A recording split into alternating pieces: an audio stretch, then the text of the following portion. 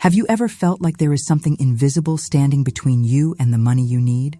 Have you worked hard and done everything right, but still the abundance you deserve stays just out of reach? Have you sensed that there must be some hidden barrier, some unseen wall, some locked door that keeps you separated from the prosperity that flows so easily to others? Tonight, I am going to tell you something that Florence Scovel Shinn discovered over 100 years ago that will change everything you believe about money and lack and abundance. There is indeed a door, an invisible door, a door that exists not in physical space, but in consciousness. A door between the realm where money already exists in unlimited supply and the realm where you live your daily life. And tonight, while you sleep, this door is going to open for you. This is not metaphor. This is not poetry. This is actual spiritual mechanics. Florence taught that there are two worlds operating simultaneously. The visible world, where you see your bank account and your bills and your limited resources. And the invisible world, where infinite supply already exists fully formed and complete, waiting only for the door to open so it can flow through into your physical experience. Most people live their entire lives never knowing this door exists. They struggle and strive and work themselves to exhaustion, trying to create money through human effort alone. But Florence discovered that money does not need to be created. Money already exists. It is already yours. It is already allocated to you in the invisible realm. The only thing between you and that money is a door. And the only thing keeping that door closed is your own consciousness. Before I tell you how this door opens, I need to share with you the story of a woman whose life was completely transformed when she discovered that this invisible door was real and that it could open for her. Her name was Ruth, and she was 51 years old when everything changed. Ruth lived in Seattle, Washington, in a small apartment on Capitol Hill, where she had been living alone for 7 years after her divorce. Ruth was a registered nurse who worked the night shift at a hospital downtown. And she was good at her job and deeply compassionate with her patients, but her financial situation was desperate. Ruth had $38,000 in medical debt from her own illness 3 years earlier, when she had been diagnosed with breast cancer and had undergone surgery and chemotherapy and radiation. Her insurance had covered some of the costs, but not all, and the remaining debt had been accumulating interest ever since. Ruth's apartment was on the 3rd floor of an old brick building, and from her kitchen window, she could see the Space Needle in the distance and hear the constant hum of traffic on the street below. The apartment was small, just a studio really, with a Murphy bed that folded down from the wall, and a kitchenette with a tiny stove and a refrigerator that made strange clicking sounds at night. Ruth kept the space meticulously clean because cleanliness was one of the few things she could control in a life that felt increasingly chaotic and overwhelming. She had photographs of her 2 adult children on the windowsill and a small jade plant that somehow managed to survive despite the limited light. The building was old and drafty, and in the winter months, Ruth would wear 2 sweaters inside because she kept the heat turned down to save money on the electric bill. Every month, Ruth would sit at her small kitchen table with her bills spread out in front of her and do the math that never worked. Her salary as a nurse was $3,200 per month after taxes.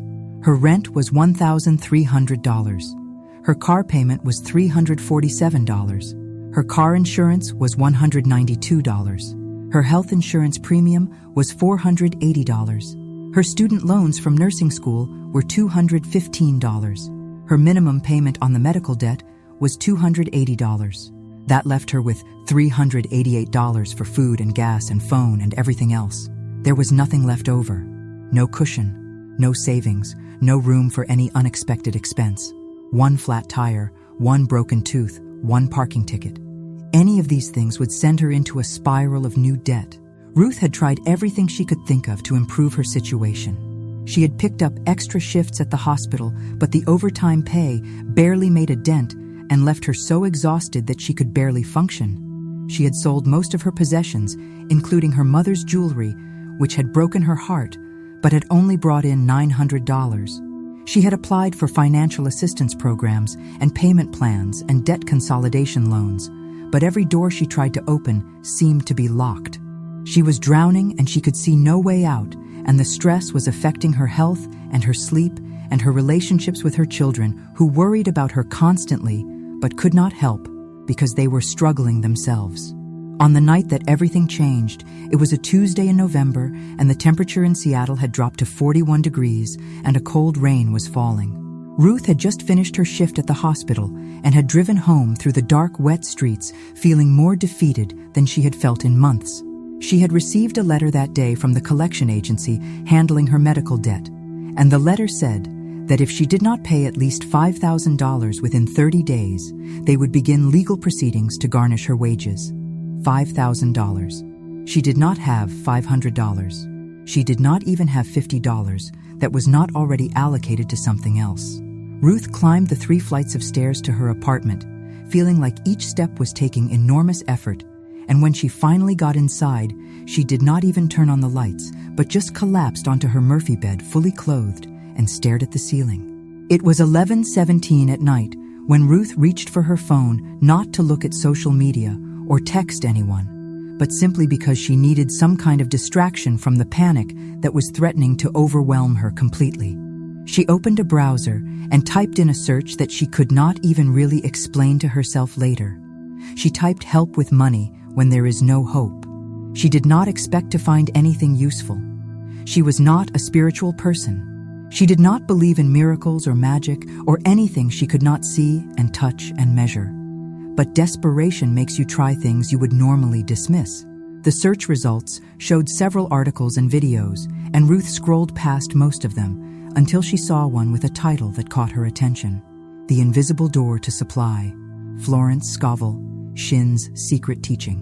Something about the word invisible resonated with Ruth because that was exactly how she felt: invisible, unseen, cut off from the abundance that seemed to flow so easily to everyone else. Ruth clicked on the article and began to read. The article explained that Florence Scovel Shinn had been a spiritual teacher in New York City in the 1920s, and that she had taught thousands of people about metaphysical laws and the power of thought and the reality of the invisible world. But the most powerful teaching Florence had given was about what she called the invisible door to supply. Florence taught that there is a door in consciousness, a threshold, a portal between the world of limitation and the world of infinite abundance, and that this door can open for anyone who understands how it works. The article said that the door does not open through effort or struggle or trying to figure things out. The door opens through surrender, and through silence, and through allowing, and most powerfully, the door opens during sleep, when the conscious mind, with all its fear and doubt and control, steps aside, and the subconscious mind, which is directly connected to infinite intelligence, takes over. Ruth read the entire article twice, and something inside her that had been clenched tight for years began to soften. She did not fully understand what she was reading. She did not know if she believed it, but she felt something shift. A tiny crack opening, a possibility that maybe, just maybe, there was a way through this that she had not considered. The article gave specific instructions for what Florence called the door-opening practice. Before sleep, you visualize a door. You see it clearly in your mind. You do not try to open it yourself. You simply acknowledge that it exists. You say out loud, "I allow the invisible door to open. I do not force it. I simply receive what comes through." And then you release completely and fall asleep, trusting that during the night, while your conscious mind rests, the door will open in the invisible realm, and money will begin flowing toward you through channels you cannot see or predict or control. Ruth looked at the time on her phone. It was 11:43.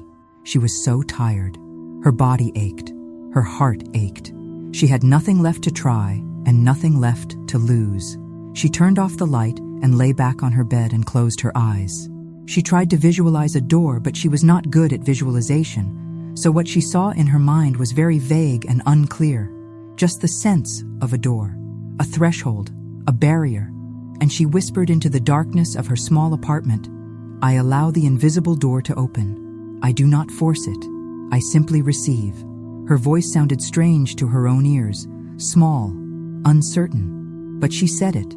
She said it 3 times, and then she let go completely, and within minutes, she was asleep. Ruth slept deeper that night than she had slept in months. When she woke the next morning at 8:15, she felt different. Not necessarily better, not like her problems had been solved, but different, quieter inside, less frantic. She went about her day not thinking much about the invisible door or the practice she had done the night before. But that evening before bed, she did it again. She visualized the door vaguely in her mind, and she said the words, "I allow the invisible door to open," and she fell asleep. She did this for 3 nights in a row. On the 4th morning, something happened. Ruth received a phone call from the hospital where she worked.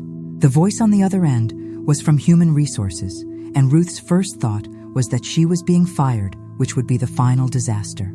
But the woman from Human Resources said, "We have been reviewing employee benefit packages, and we discovered an error in your file. When you were treated for cancer 3 years ago, you should have been covered under the hospital's catastrophic illness policy, but somehow you were never enrolled. We are going to retroactively enroll you, and your insurance will cover the medical bills that you have been paying out of pocket." The woman said it would take a few weeks to process everything, but that Ruth should expect a check for approximately $23,000, which was the amount Ruth had already paid plus interest. Ruth sat down on the floor of her apartment and cried. $23,000. That would eliminate more than half of her debt, but more than the money, what overwhelmed her was the timing.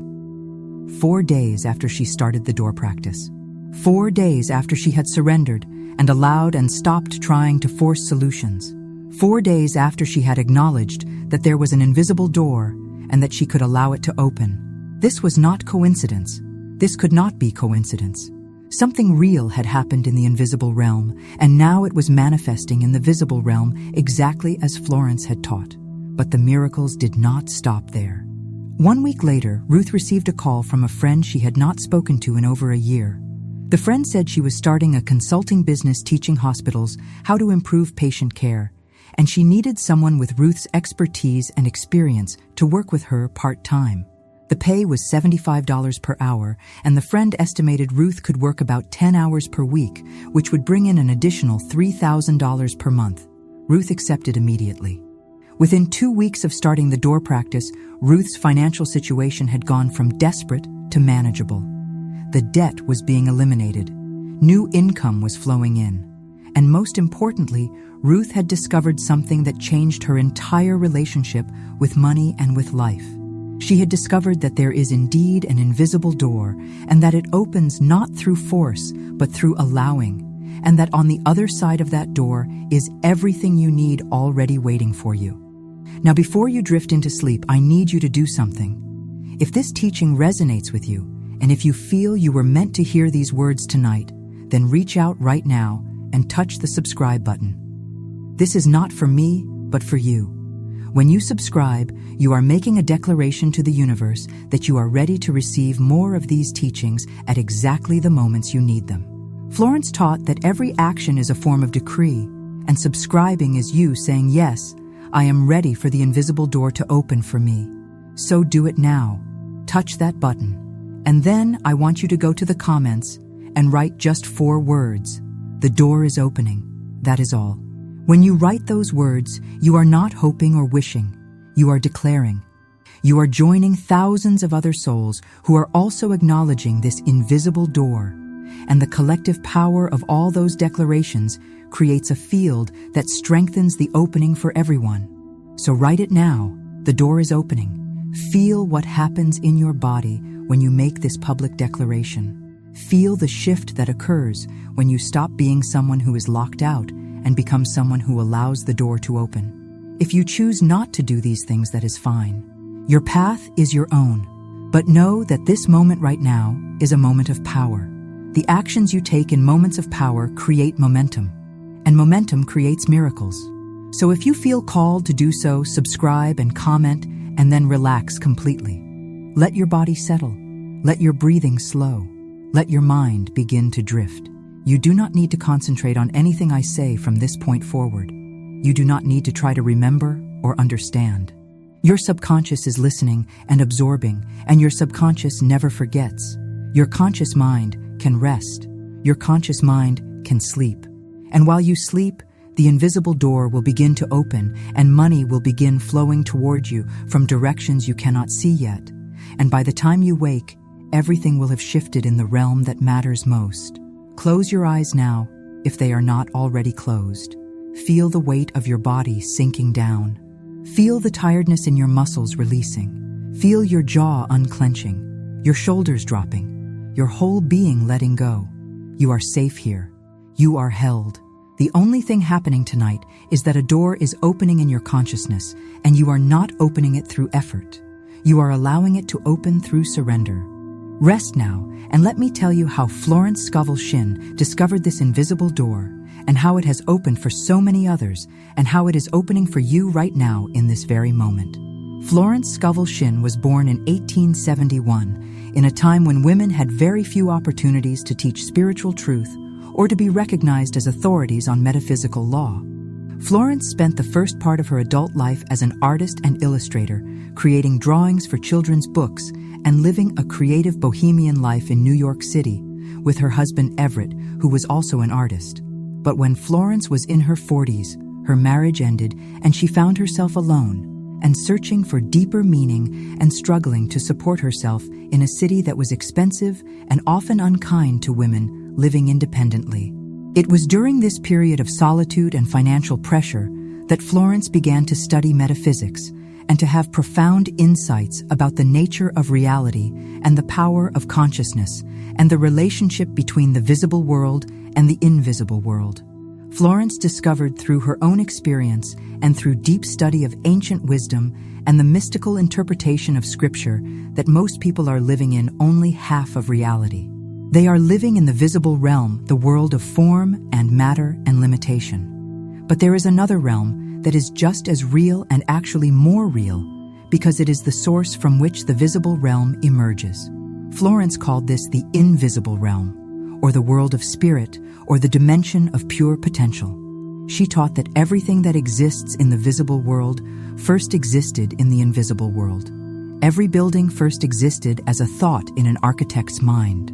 Every business first existed as an idea in an entrepreneur's imagination. Every relationship first existed as a possibility in consciousness. The invisible always precedes the visible. But Florence's greatest discovery was not just that there is an invisible realm, but that there is a door, a threshold, a passageway between the invisible realm and the visible realm, and that this door can open and close depending on your state of consciousness. When the door is closed, you are cut off from the infinite supply that exists in the invisible realm, and you experience lack and struggle and limitation. When the door is open, infinite supply flows through from the invisible realm into your visible experience, and you receive money and opportunities and resources in ways that seem miraculous but are actually just the natural operation of spiritual law. Florence dedicated her entire teaching career to helping people understand how to open this door and keep it open. There was a man who came to Florence in the spring of 1923 whose story perfectly illustrates the power of the invisible door and how it opens. His name was Arthur, and he was 59 years old, and he had been a successful textile merchant in the garment district of Manhattan for over 30 years. Arthur had built a thriving business, importing fine fabrics from Europe and selling them to tailors and dressmakers and clothing manufacturers throughout New York, and for many years he had lived very comfortably with his wife and 4 children in a large brownstone in Brooklyn. But after the First World War, the economy had shifted dramatically, and Arthur's business began to decline. European fabrics became prohibitively expensive due to currency fluctuations and new tariffs. Competitors emerged with cheaper alternatives manufactured domestically. Slowly, over a period of 5 years, Arthur watched his business crumble. By the time Arthur came to see Florence, he was in complete financial ruin. He had lost his business entirely. He had sold his brownstone to pay creditors. He and his wife had moved to a tiny apartment in the Bronx. His children were grown and on their own, but Arthur felt he had failed them by losing the family home and the family business that he had hoped to pass down. Arthur was deeply ashamed. He was exhausted from trying to rebuild. He was 59 years old and felt like his life was over. He came to Florence because a friend had told him that she helped people with practical problems, not just spiritual philosophy, and he was willing to try anything, even though he was deeply skeptical about whether words or thoughts could solve his very real financial disaster.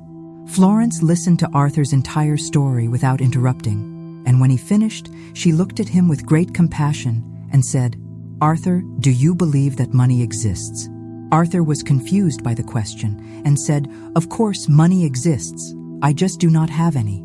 Florence smiled and said, "I did not ask if you have money. I asked if you believe money exists." Arthur said, "Yes, money exists. There is money all over the world, just not in my pocket." Florence said, "Good. Now I want you to understand something. In the invisible realm, in the dimension of pure potential, in the mind of God, there is unlimited money. Not money that will exist someday. Not money that might exist if conditions are right. Money that exists right now, fully formed, complete, perfect, already allocated to you, already yours. The only thing between you and that money is a door in your consciousness. Right now, that door is closed, locked, bolted shut. And it is closed, not because God is withholding from you, and not because you are being punished, and not because you do not deserve it. The door is closed because you are holding it closed with your own thoughts and beliefs and words. Arthur protested that he was not holding anything closed, and that he desperately wanted money to flow to him, and that he had been trying everything he could think of to make money come. Florence said, "That is exactly the problem. You are trying, you are forcing, you are pushing, and every time you push against the door, you lock it more tightly. The door to the invisible realm does not open through effort. It opens through surrender. It opens through allowing. It opens through silence and trust, and letting go of all your attempts to control how and when and through what channel the money will come." She told Arthur that she was going to teach him a practice that he must do every single night before sleep for 21 consecutive days, and if he did this practice faithfully and did not miss even one night, the door would open and money would flow to him. The practice Florence taught Arthur was very simple, but also very difficult because it required him to go against every instinct he had developed over a lifetime of trying to control and manage and force outcomes. Every night before sleep, Arthur was to lie down and close his eyes and visualize a door. Any kind of door. It did not matter what it looked like. Just a door. He was to see that door clearly in his mind, and then he was to say out loud, "I acknowledge that the invisible door to unlimited supply exists. I do not try to open it myself. I allow it to open. I release all control. I trust that during the night while I sleep, this door will open and money will flow through to me." And then Arthur was to let go completely and fall asleep without thinking about money or the door or anything else. Just sleep in total trust. Arthur left Florence's office feeling both confused and strangely hopeful. He did not fully understand how visualizing a door and saying some words could possibly bring money, but he had tried everything else and failed, so he figured he might as well try this. That first night, Arthur lay in his small bed in his tiny apartment in the Bronx and closed his eyes and tried to visualize a door. What he saw in his mind was the front door of the brownstone he had lost. Large, heavy, dark wood, brass handle. He felt a wave of grief wash over him as he remembered that door and the life he had lost. But he pushed the grief aside and said the words Florence had taught him. "I acknowledge that the invisible door to unlimited supply exists. I do not try to open it myself. I allow it to open. I release all control. I trust that during the night while I sleep, this door will open and money will flow through to me." The words felt hollow. Arthur did not believe them. He did not feel anything shift. He just felt tired and sad and defeated. But he had promised Florence he would do this practice for 21 nights, so he committed to continuing, even though it seemed pointless. Night after night, Arthur did the practice. Some nights, he could visualize the door clearly. Other nights, his mind was too agitated and he could barely see anything. Some nights, he said the words with conviction. Other nights, his voice sounded dead and mechanical. But he kept going. He did not miss a single night. Day 7, day 10, day 14. Nothing was happening in his external world. No money was appearing. No opportunities were presenting themselves. Arthur began to think this was all nonsense. On day 17, something shifted. Arthur was lying in bed doing the practice, and as he visualized the door and spoke the words, something inside him just let go. He could not explain what happened rationally. It was like a fist that had been clenched for years suddenly opened. A tightness released. He stopped trying. He stopped forcing. He stopped caring about outcomes. He just allowed. He fell asleep that night, feeling a peace he had not felt in years. The next morning, Arthur woke and went about his day, and nothing unusual happened. But the morning after that, on day 19 of the practice, Arthur received a letter in the mail. The letter was from a lawyer representing a distant cousin in England, whom Arthur had never met, but whose name he recognized from family stories. The cousin had passed away and had left a will that included Arthur as a beneficiary. The inheritance was £4,700, which when converted to American dollars was approximately $14,600. Arthur sat at his small kitchen table holding that letter and feeling his hands shake. $14,600. It was not enough to solve all his problems, but it was enough to give him breathing room, enough to pay off the most pressing debts, enough to make a new start possible. But the miracles did not end there.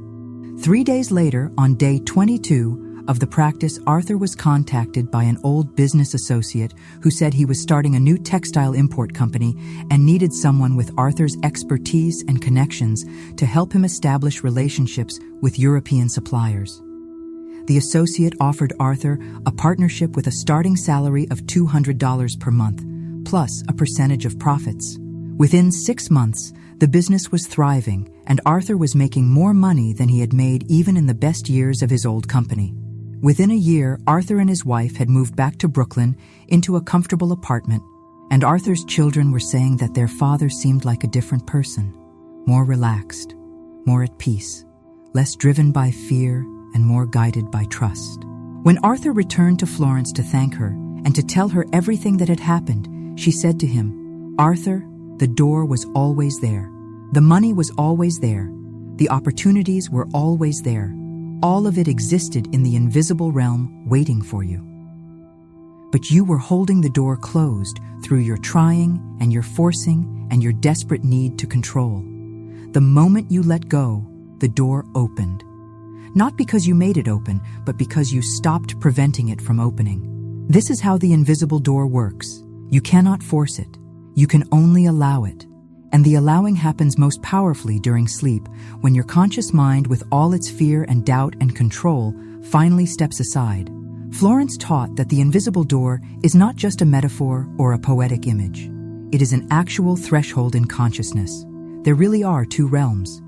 The realm of infinite potential, where everything already exists, and the realm of physical manifestation, where potential becomes form.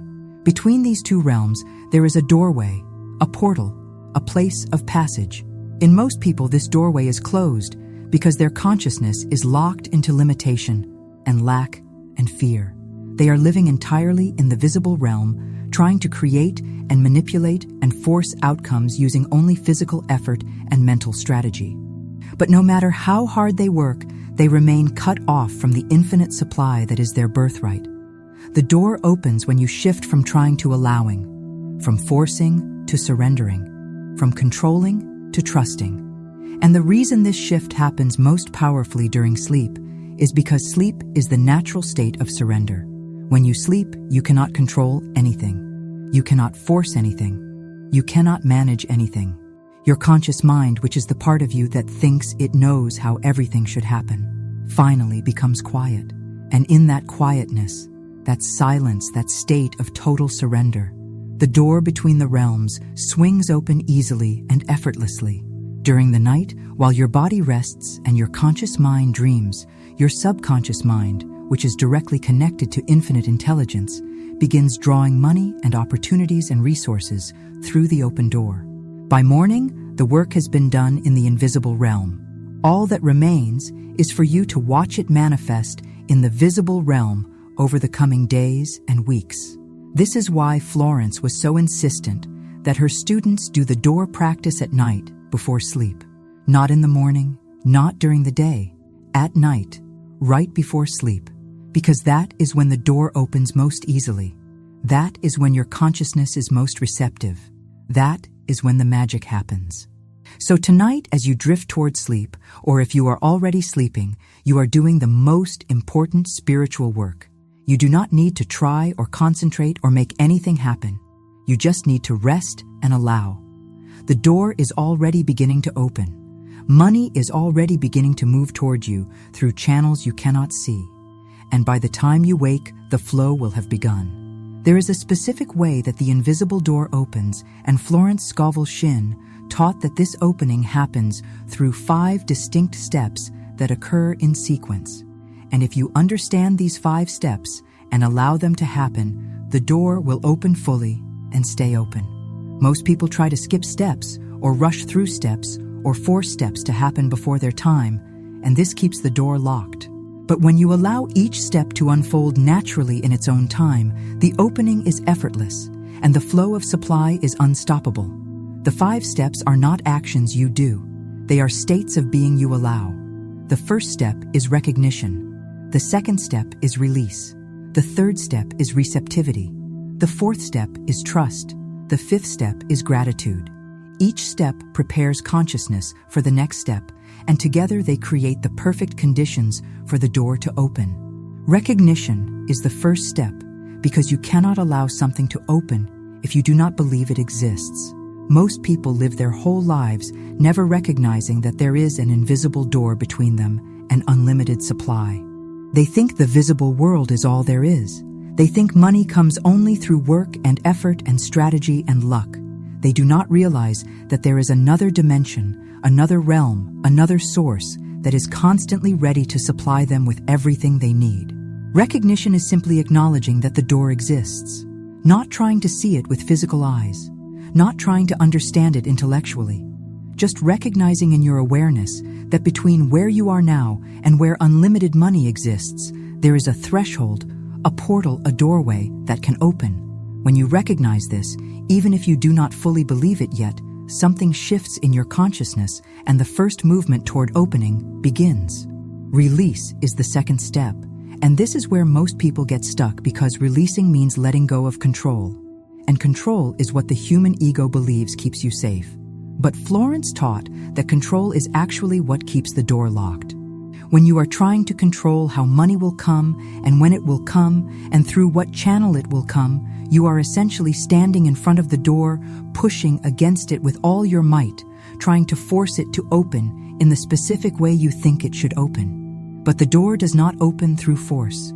The door opens when you step back, when you release your grip, when you stop trying to manage outcomes and start allowing divine intelligence to orchestrate circumstances in ways you could never plan or predict. Releasing does not mean doing nothing. It means doing what is yours to do without attachment to specific results. It means taking inspired action when you feel moved to act and resting in trust when there is nothing to do.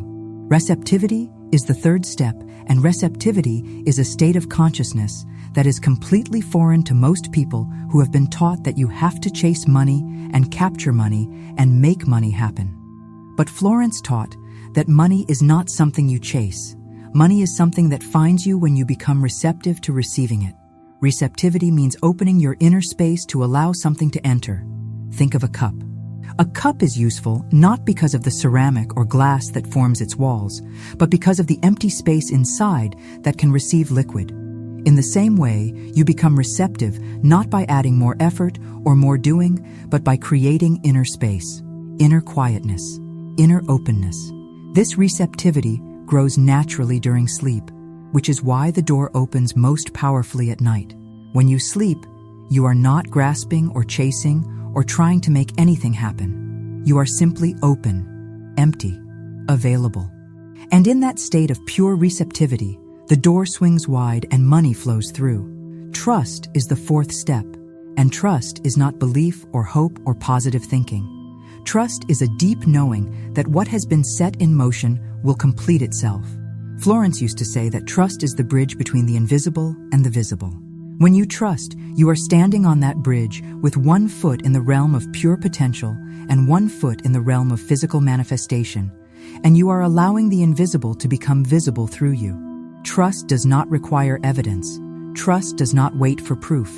Trust knows that the door has opened in consciousness, and that the physical manifestation is already on its way, and that all you need to do is continue living and breathing and being while the universe arranges circumstances to bring you what you need. Trust is tested when days pass and nothing seems to be happening. Trust deepens when you continue to affirm that the door is open even when the bank account looks the same. Trust becomes unshakable when you realize that the invisible realm is more real than the visible realm, and that what happens there must eventually express itself here. Gratitude is the fifth and final step, and gratitude is not saying thank you for what you already have, although that is beautiful and important. The gratitude that opens and keeps open the invisible door is gratitude for what is still invisible. Gratitude for the money that is already flowing toward you, even though you cannot see it yet. Gratitude for the door that has already opened in consciousness, even though physical evidence has not appeared yet. This kind of gratitude is actually a form of recognition that the invisible realm is real and that what exists there is already yours.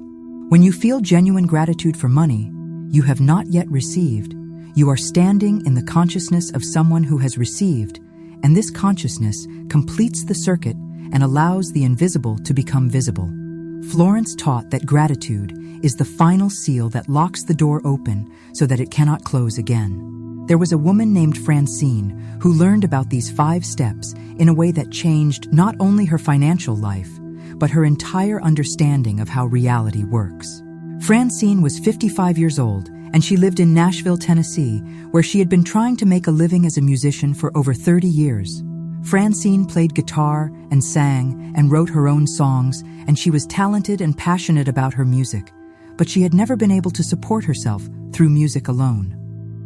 She worked part-time as a waitress at a cafe downtown and played occasional gigs at small venues and coffee shops that paid very little and sometimes paid nothing at all. Francine's income from both the waitressing and the music averaged about $1,900 per month, and her expenses were about $2,300 per month, which meant she was going deeper into debt every single month. Francine lived in a tiny house on the outskirts of Nashville that she rented for $850 per month. The house was old and needed repairs, and the landlord never fixed anything, so Francine had learned to do basic repairs herself. The house had a small front porch where Francine would sit in the evenings and play her guitar and watch the sun go down over the hills in the distance. Inside, there was just a living room that also served as her bedroom, and a tiny kitchen and a bathroom with a shower that only gave hot water for about 5 minutes before turning ice cold. Francine had very few possessions because she had sold most of them over the years to pay bills. She had her guitar and her amplifier and her notebooks full of songs and a futon mattress on the floor and a small table with 2 chairs and a collection of mugs that she had picked up at thrift stores. The thing that broke Francine's heart more than the poverty was the feeling that her music did not matter. She poured everything she had into her songs, and she knew they were good and meaningful and from a deep place inside her, but almost no one heard them. Almost no one cared. She would play to rooms of 3 or 4 people who were not really listening. She would post her songs online and get a handful of views. She felt invisible.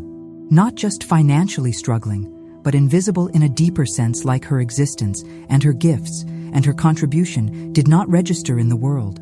This invisibility was more painful than the lack of money.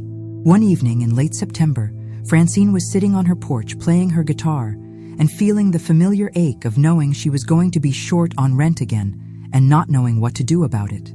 Her phone was sitting next to her on the porch railing, and she had been avoiding looking at it because she knew there were messages from her landlord about late payment. But something made her pick up the phone, and when she did, she saw a notification for a video that had been recommended to her. The title was "The Invisible Door That Opens During Sleep." Francine did not usually watch spiritual videos, but the word invisible caught her attention because that was exactly how she felt. Invisible. She clicked on the video. The video was a teaching about Florence Scovel Shinn and the 5 steps that open the invisible door to supply.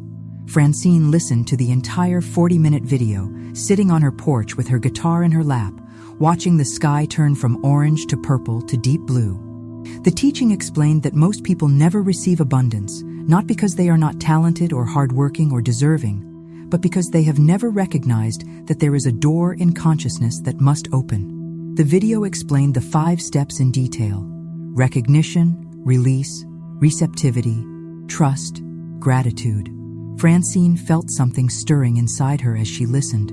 She had been trying so hard for so many years, trying to get gigs, trying to promote herself, trying to make her music career work through sheer force of will, but she had never considered that there might be another way, that there might be a door that opens not through trying, but through allowing. That night, Francine decided to practice the 5 steps before sleep. She lay down on her futon mattress in her tiny house and closed her eyes. First step, recognition. She said out loud, even though her voice sounded strange in the quiet room, "I recognize that there is an invisible door between me and unlimited supply. I recognize that this door exists even though I cannot see it. I recognize that on the other side of this door is everything I need, including money and opportunities and people who will value my music." She felt a slight shift as she spoke. Second step, release. She said, "I release all my attempts to control how money comes to me. I release my need to figure everything out. I release my grip on outcomes. I let go."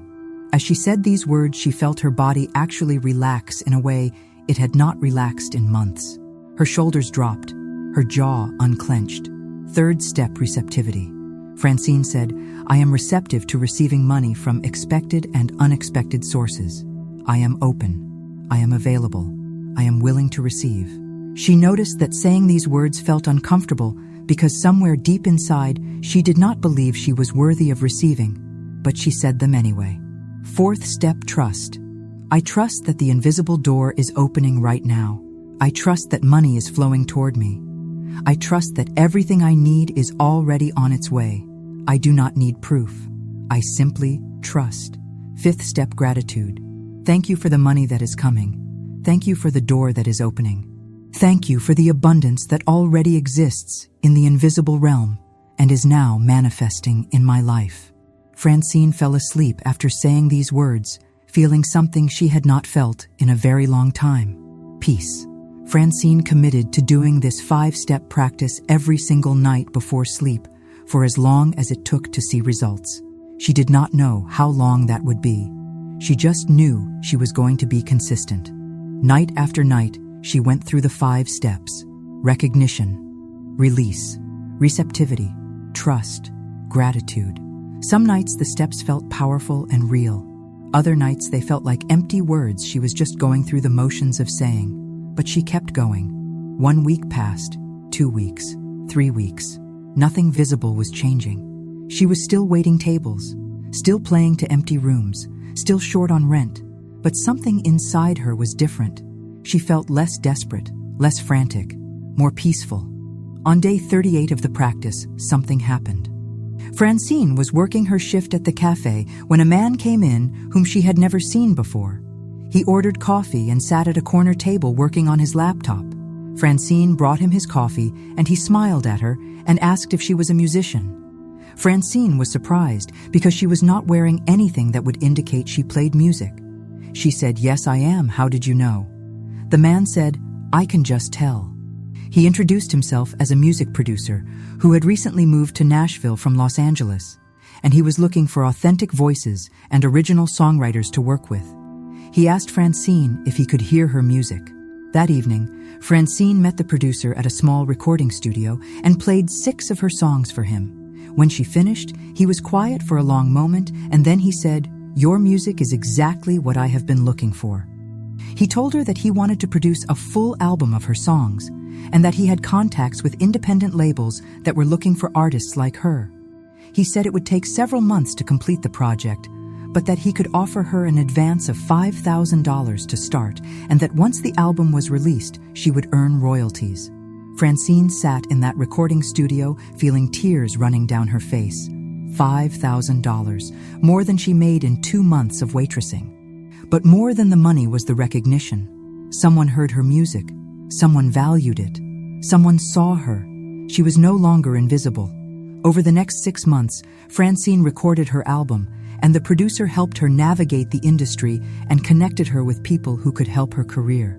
The album was released, and while it was not a massive commercial success, it found an audience of people who loved her honest, heartfelt songwriting. She began getting offers to play at better venues that actually paid decent money.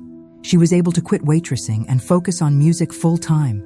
Her income went from $1,900 per month to over $4,000 per month. She moved into a better place. She bought new equipment. But most importantly, she understood now that the invisible door was real and that it had opened not because she forced it, but because she allowed it through the 5 steps. The lesson that Francine learned and that Florence taught is that the 5 steps are not a formula to manipulate the universe, but are a way of aligning your consciousness with the way the universe already works. The door is always there. The supply is always there. You do not create the door or create the supply. You simply recognize what already exists, and then you allow it to flow through by releasing control and becoming receptive and trusting and being grateful. These 5 steps happen most naturally and most powerfully during sleep, because sleep is the ultimate state of release and receptivity and trust. When you are awake, your conscious mind wants to interfere and control and question and doubt. But when you sleep, your conscious mind steps aside, and your subconscious, which knows how to open the door, takes over.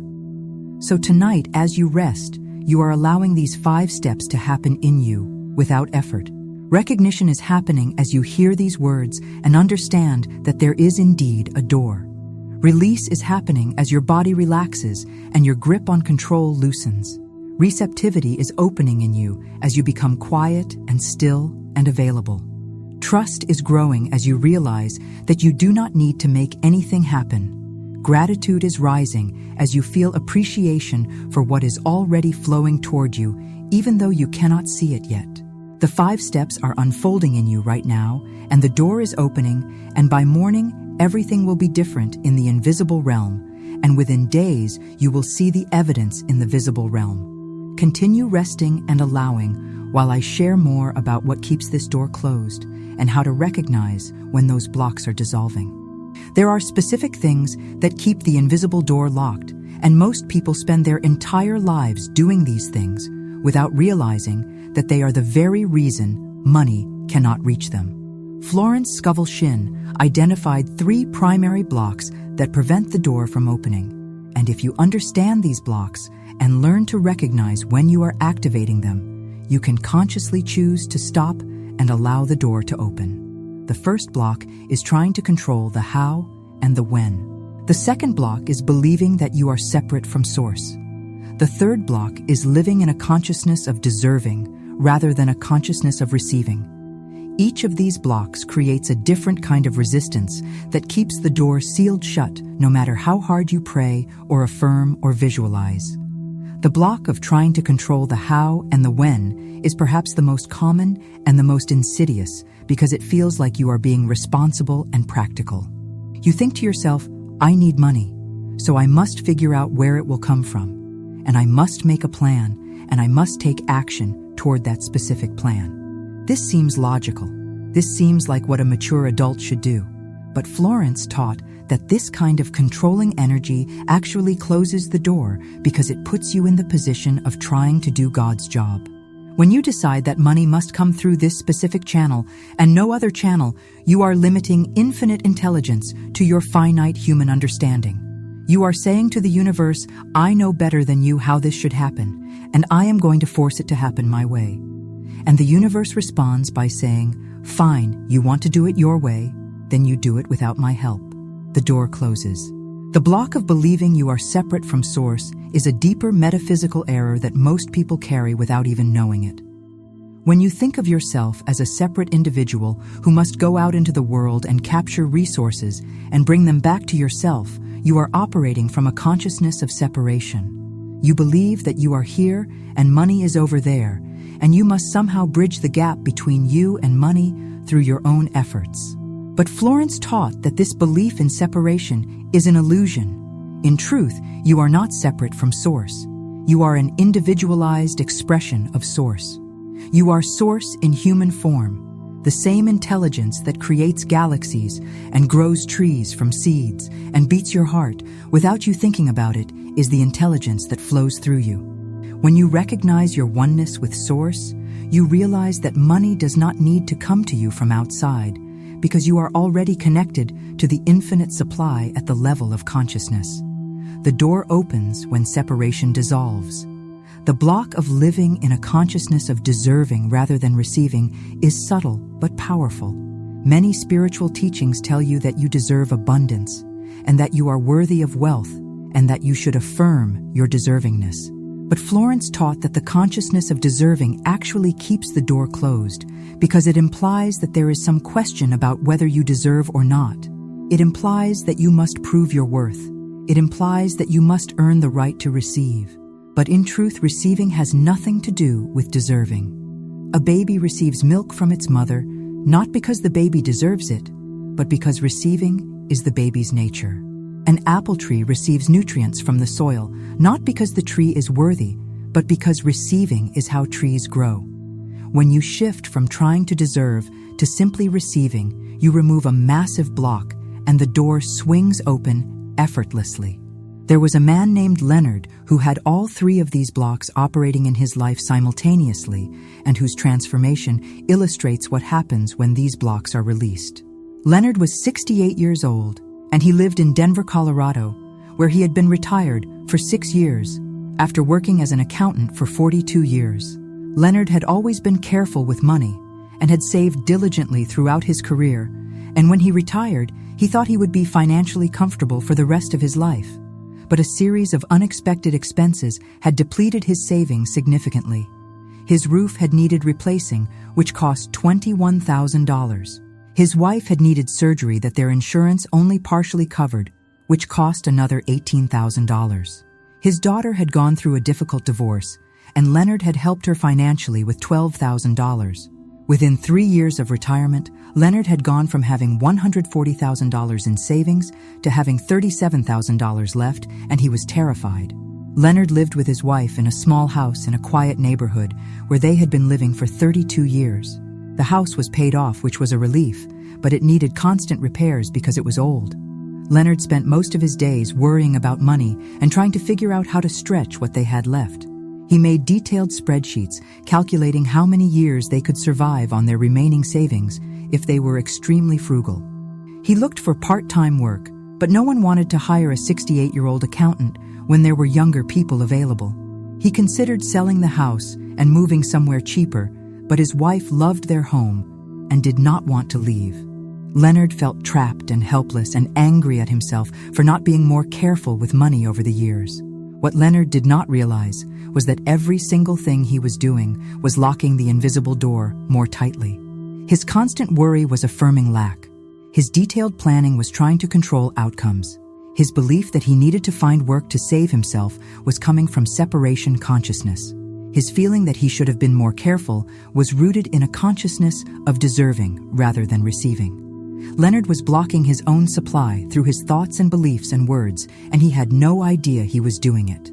One afternoon, Leonard was at the public library because it was free and warm, and he could sit there and read magazines without spending money. He wandered into the self-help section and picked up a book at random. The book was about Florence Scovel Shinn, and it opened to a page where Florence was explaining the 3 blocks that keep the door closed.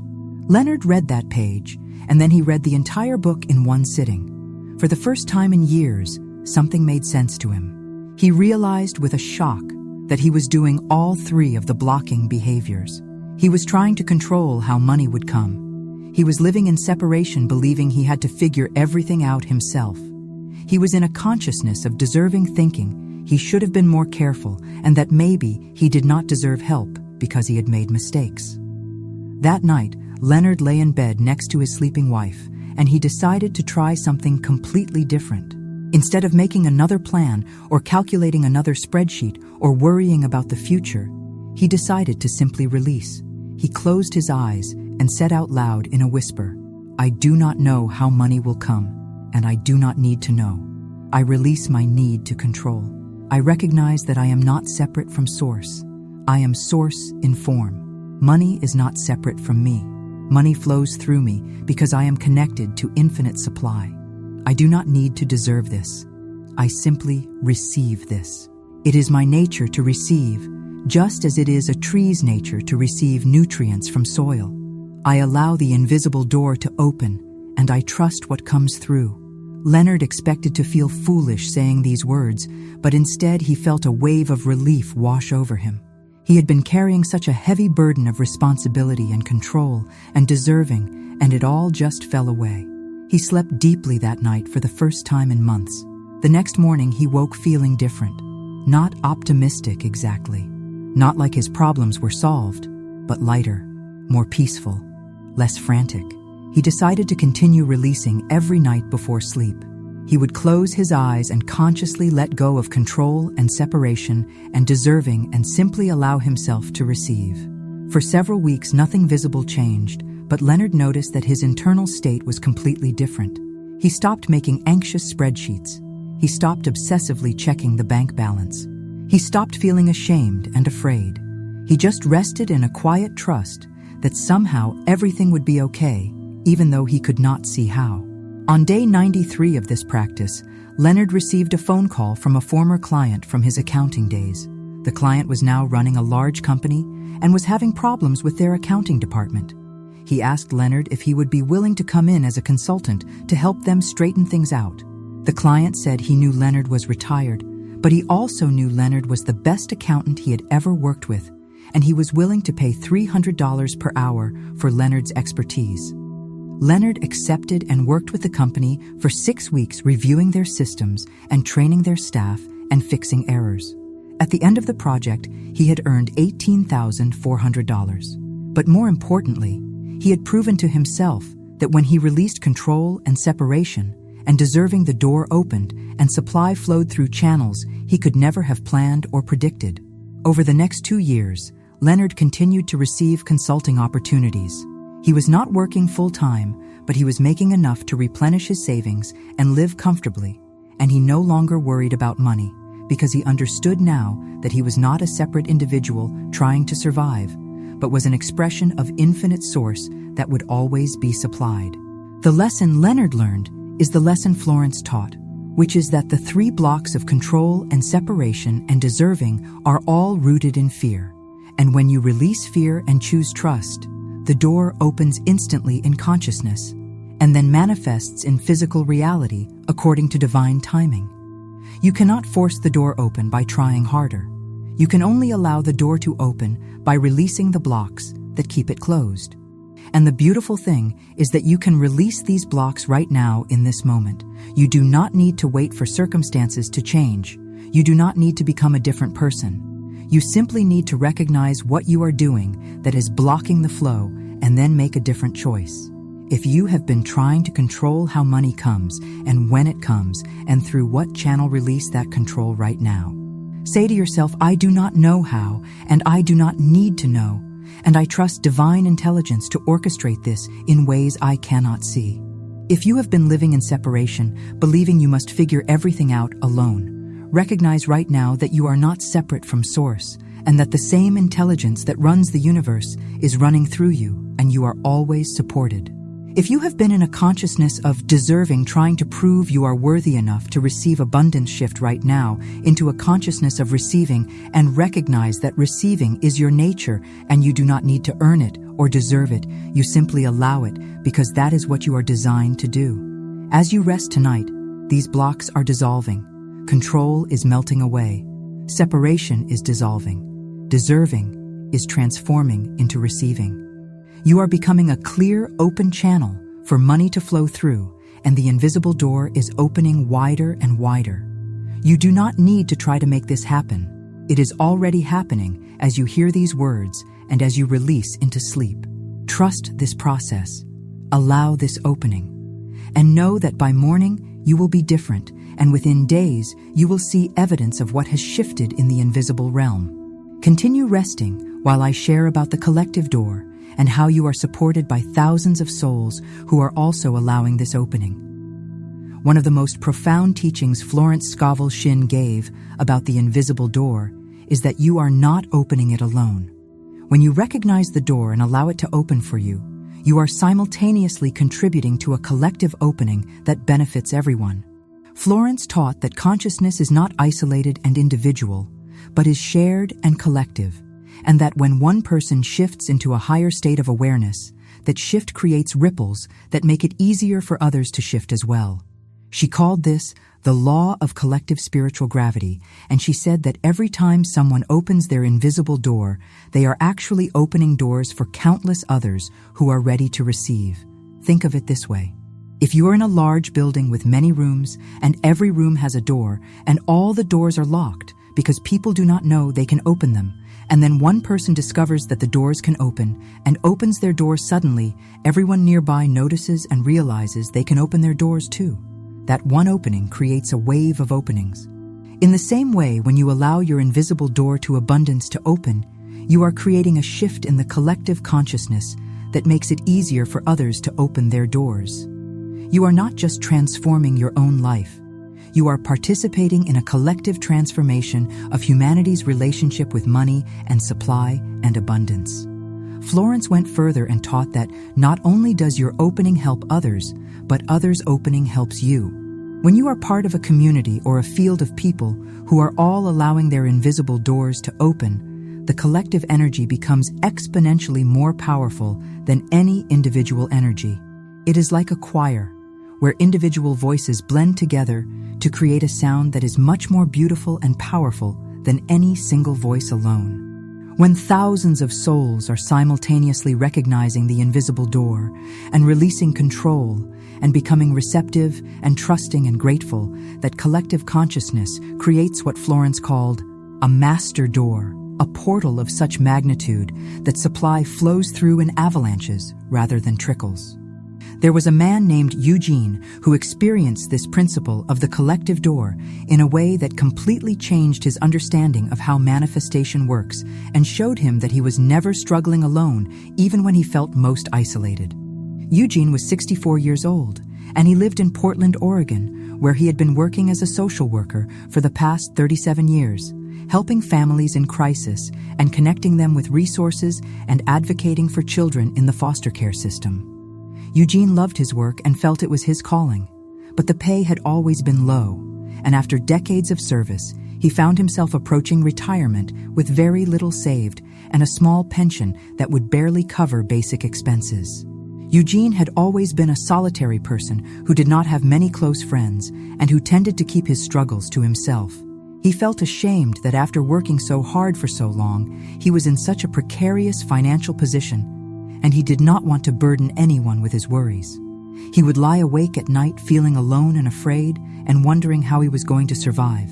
The isolation made everything worse because Eugene believed that his financial problems were his alone to solve, and that no one else could help him, and that he was on his own in a cold and indifferent universe. This belief in his aloneness was actually the very thing that kept the door closed, because it was a form of separation consciousness taken to an extreme. One evening, Eugene was scrolling through social media feeling sorry for himself when he came across a post in a group he had joined years ago but rarely visited. The group was for people interested in spiritual teachings, and someone had posted about Florence Scovel Shinn and the invisible door to supply. The post said that a small group of people from the online community were gathering twice a week via video call to practice the door opening together, and that anyone was welcome to join. Eugene normally would have dismissed this as too woo-woo or too weird, but something made him click on the link and sign up for the next meeting. The first meeting Eugene attended had 12 people from all over the country, all different ages and backgrounds, but all dealing with some form of financial struggle.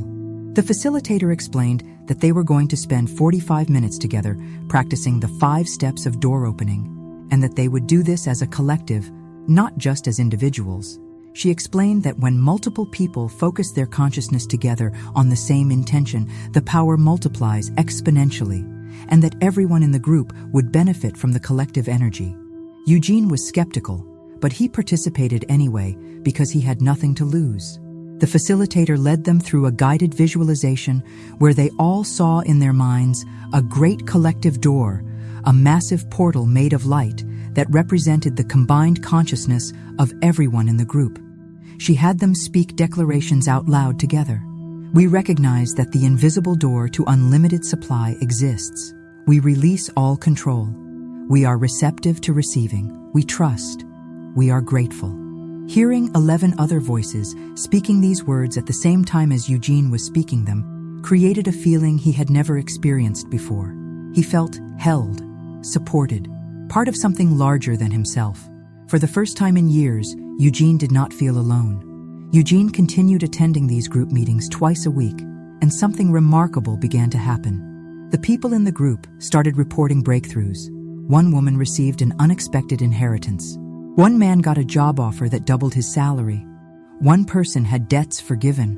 One person found money they had forgotten about. The manifestations were coming quickly and frequently, and Eugene realized that it was not just coincidence. The collective field they were creating together was opening doors for everyone. Even people who had not yet manifested anything themselves were being held in the consciousness of abundance by the group, and it was only a matter of time before their doors opened too. On day 23 of participating in the collective door practice, Eugene received a phone call that changed everything. The call was from the State Social Services Department, and the person on the other end told Eugene that the department had been reviewing retirement benefits for long-term employees and had discovered that Eugene had been classified incorrectly in the system for the past 12 years, and that this error had resulted in his pension being calculated at a much lower rate than it should have been. The department was going to correct the error retroactively, and Eugene would receive a lump sum payment of $42,000 for the back pay, plus his monthly pension going forward would be increased by $870 per month. Eugene sat down after that phone call and cried, not just because of the money, although the money was life-changing, but because he realized that he had never been alone. He had been held by the collective field even before he knew it existed. And once he joined the group and actively participated in the collective door opening, the manifestation had accelerated. He was not an isolated individual struggling by himself. He was part of a vast network of consciousness, all supporting each other, all helping each other, all rising together. This realization was more valuable than the money. Over the following months, Eugene continued to participate in the group and to watch as member after member experienced breakthrough. He also began inviting other people he knew who were struggling financially to join the group. The group grew from 12 members to 30 members to over 60 members. And as it grew, the manifestations became more frequent and more dramatic. It was as though the collective door was getting wider, and more supply was pouring through for everyone. Eugene understood now that one of Florence's most important teachings was that we are all connected, and that my opening helps you, and your opening helps me, and together we create an unstoppable flow of abundance. Florence taught that you should never try to open your door in isolation. She said, seek out others who understand these principles. Gather with them, even if only in consciousness or online. Speak your declarations together. Visualize the door opening together. Hold each other in faith when doubt arises. Celebrate each other's victories. And know that as you do this, you are not just creating prosperity for yourself, but you are participating in the greatest work there is, which is the transformation of human consciousness, from lack to abundance, from fear to love, from separation to unity. This is the work that changes the world. So tonight as you rest, know that you are not alone. You are part of a vast, invisible network of souls who are also allowing the door to open. Some of them are sleeping right now as you are. Some of them are awake and listening to these same teachings. Some of them opened their doors weeks or months or years ago and are holding the field strong for you. You are all connected. You are all supporting each other. And the collective door is opening wider than any individual door could ever open. Feel the support surrounding you. Feel the collective energy holding you. Feel the certainty that if the door can open for others, it can and will open for you.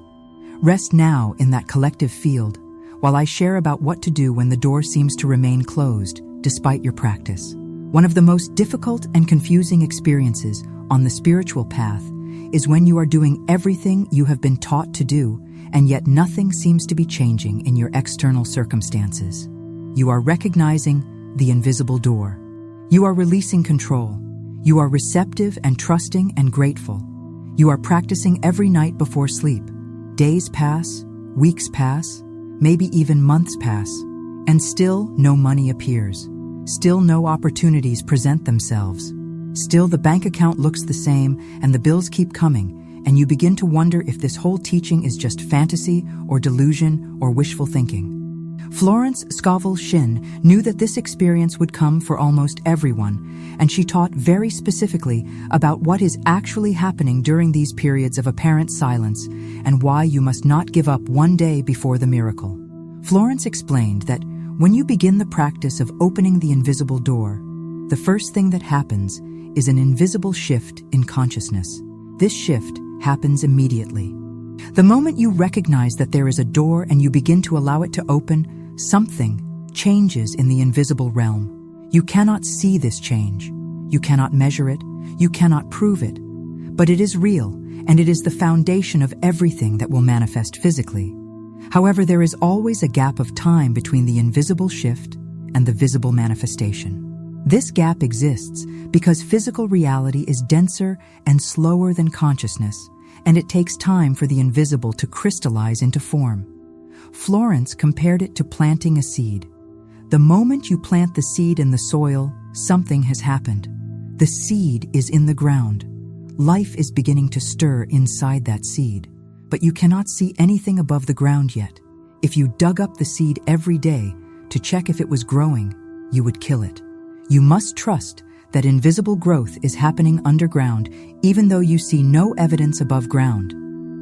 The reason most people give up during this gap between invisible shift and visible manifestation is because the conscious mind cannot tolerate not knowing when or how the manifestation will appear. The conscious mind wants proof. It wants evidence. It wants to see progress. And when no progress is visible, the conscious mind declares that nothing is working and that the practice is useless and that you should give up and try something else. But Florence taught that this is the exact moment when you must hold steady. This is the moment of greatest power. This is the moment that determines whether you will experience breakthrough or whether you will abort the process just before it completes. There was a woman named Constance who lived through this experience of apparent silence in a way that tested every ounce of faith she had and ultimately taught her the most valuable lesson of her life about patience and trust and divine timing. Constance was 61 years old, and she lived in San Diego, California, where she had been teaching high school English for 38 years. Constance had planned to retire at age 65, but her husband had died unexpectedly 2 years earlier, and his death had left her with significant debt because he had made poor financial decisions that Constance had not known about until after he passed. She owed $63,000 on credit cards that her husband had secretly maxed out. She was still working full-time and using most of her salary to pay minimum payments on the debt, and she was exhausted and heartbroken and felt betrayed by her husband even though he was gone. Constance lived alone in a small condo that she and her husband had bought 20 years earlier. The condo was modest, but it had a view of the ocean from the balcony, and Constance would sit out there in the evenings and watch the sunset and talk to her husband even though he could not hear her. She was angry at him for leaving her in this situation. She was angry at herself for not paying attention to their finances. She was angry at life for being so hard. The anger was eating her alive, and she knew it, but she did not know how to release it. One of her fellow teachers saw how Constance was struggling and gave her a book about Florence Scovel Shinn and told her it had helped her through a difficult time. Constance was not interested in spiritual books, but she took it to be polite. One night when Constance could not sleep because she was lying awake calculating debt payments, she picked up the book and started reading. She read about the invisible door and about how it opens during sleep and about how you must release and trust. Something about the teaching touched Constance deeply because she realized that she had been trying to control and figure out and manage everything by herself, and it was not working. She decided to try the door practice. That night, she lay in bed and closed her eyes and said, "I allow the invisible door to open. I release my need to control. I trust." She did this every night for a week, then 2 weeks, then 3 weeks. Nothing happened. No money appeared. No solutions presented themselves. Constance kept practicing because she had promised herself she would give it at least a month. 1 month passed. 2 months, 3 months. Constance was beginning to lose faith. She was still practicing every night, but it felt mechanical and empty. She did not feel anything. She did not see any evidence. She began to think that this whole invisible door teaching was just a nice story that worked for some people, but not for her. On day 67 of the practice, Constance was ready to give up completely. She thought, "This is ridiculous. I have been talking to an imaginary door for 67 nights and nothing has changed. I am done." That night, she did not do the practice. She just lay in bed feeling defeated and alone. But the next morning, something inside her said, "Try one more week. Just one more week. If nothing happens by day 75, then you can give up knowing you really gave it a chance." Constance agreed with herself to continue for one more week. Day 68, day 69, day 70, day 71. Still nothing. On day 72, Constance received a certified letter in the mail. Her hands were shaking as she opened it because certified letters were never good news in her experience. But this letter was from an attorney's office, and it said that Constance's late husband had been part of a class action lawsuit against a pharmaceutical company several years before his death, and the lawsuit had recently settled, and Constance, as his surviving spouse, was entitled to a settlement payment of $48,300. Constance read that letter 3 times before the words made sense.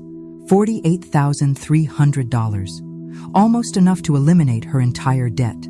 She sat down on the floor of her apartment and sobbed. Not just because of the money, but because she realized that the invisible door had opened on day 20 or day 30 or someday in that first month, and the manifestation had been forming in the invisible realm all along while she was doubting and almost giving up. If she had stopped practicing on day 67, she would have missed this by just 5 days. 5 days. The thought of how close she had come to giving up 1 week before the breakthrough made her feel weak. But there was more. 3 days later, on day 75, Constance received a call from the school district. They were offering an early retirement package to teachers who had 35 or more years of service. The package included full pension benefits at age 61 instead of 65, plus a lump sum payment of $35,000 as an incentive to retire early. Constance had exactly 38 years of service. She qualified. If she accepted, she could retire immediately with a full pension that would be enough to live on comfortably, and the $35,000 would eliminate the rest of her debt completely. Constance accepted. Within 1 week, Constance went from feeling hopeless and trapped to being completely debt-free and retired with enough income to live peacefully for the rest of her life. The invisible door had opened on day 72 after 71 days of apparent silence. Florence had taught that the door opens in divine timing, not human timing, and that you must trust the process even when you see no evidence. Constance had learned this lesson in the hardest and most beautiful way possible. She had learned that the gap between practice and manifestation is not empty or wasted time. It is gestation time. It is the time when roots are growing underground. It is the time when invisible forces are rearranging circumstances in ways you cannot see or understand. And if you give up during this time, you abort the process right before it completes. Florence taught her students that when you feel like giving up, when you have been practicing faithfully and nothing is happening, that is the sign that you are very close to breakthrough. She said the darkest hour is just before dawn. And the moment you feel most like quitting is often the moment right before the door swings wide open. She told them to make a commitment to practice for a specific period of time, like 90 days or 6 months, and to refuse to evaluate or judge whether it is working until that time period is complete. She said you do not plant tomato seeds and then dig them up after 2 weeks to see why there are no tomatoes yet. You plant them and water them and wait patiently knowing that in the right time tomatoes will appear. The same is true with the invisible door. You practice and you trust and you wait in patience and you refuse to let doubt abort the process. The key during these periods of apparent silence is to shift your attention from looking for evidence in the physical world to cultivating the inner state of someone who has already received. Florence taught that you must live in the end. You must think and feel and speak as if the door has already opened and the money has already come and your prayers have already been answered. Not as pretending, not as lying to yourself, but as recognizing that in the invisible realm it is already done. The door is already open. The money is already flowing. It just has not yet manifested in physical form, and physical form is the last thing to change, not the first thing. When you live in the end, you are staying aligned with the invisible reality instead of letting the temporary visible reality convince you that nothing is working. So if you have been practicing the door opening and you have not yet seen physical evidence, do not despair. Do not give up. Do not let doubt talk you out of continuing. Something is happening in the invisible realm right now. The door has opened in consciousness. The money is already moving toward you. Circumstances are being orchestrated in ways you cannot see. People are being moved. Opportunities are being created. Divine intelligence is working on your behalf 24 hours a day, rearranging reality to bring you what you need. All you need to do is hold steady. Keep practicing. Keep trusting. Keep living in the consciousness of someone who has already received. And refuse to evaluate whether it is working based on temporary physical appearances. The manifestation will come. It must come because you have set spiritual law in motion, and spiritual law is more reliable than physical law. A seed that is planted in good soil with adequate water and sunlight must produce a plant. It is law. In the same way, a door that is opened in consciousness with adequate faith and trust and patience must produce physical manifestation. It is law. Your only job is to not abort the process by digging up the seed to check on it. Let it grow in the darkness. Let it take the time it needs. And when it breaks through the soil and you see the first green shoot, you will know that your patience was rewarded and your faith was not in vain.